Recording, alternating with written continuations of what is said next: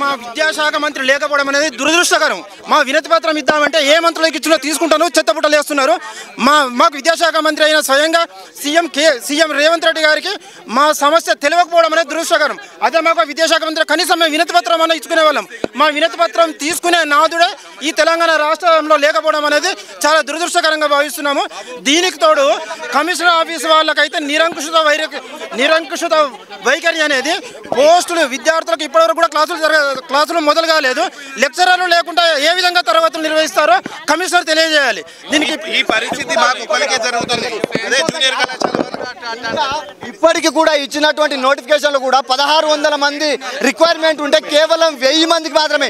తెలంగాణలో ఎక్కడ కూడా రెసిడెన్షియల్ కావచ్చు ఇంటర్ వాళ్ళని కూడా రెన్యువల్ చేసుకుంటారు. కానీ ఒక్క ప్రభుత్వ డిగ్రీ కళాశాలలో పనిచేస్తున్నటువంటి మాకు మాత్రమే డెమోల పేరు మీదుగా అవమానపరుచురు. ఇది మంచిది కాదని చెప్పేసి మేము గవర్నమెంట్ కోరుకుంటున్నాము.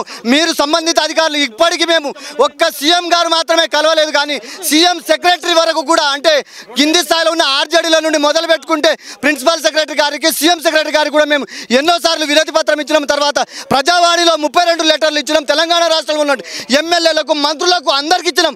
మాకు విద్యాశాఖ మంత్రి లేని కారణంగా మాకు అన్యాయం జరుగుతుంది. మా సమస్య పైన అవగాహన లేనటువంటి వ్యక్తులు మా సమస్యకు పరిష్కారం చూస్తలేరు. కాబట్టి మేము ముఖ్యమంత్రి గారిని ఒకటే కోరేది డిగ్రీ గెస్ట్ లెక్చర్గా పనిచేస్తున్నటువంటి 1600 మందిని కూడా మీరందరూ ఇప్పుడు పనిచేస్తున్న వారు రెన్యువల్ చేయాలని కోరుకుంటున్నాము.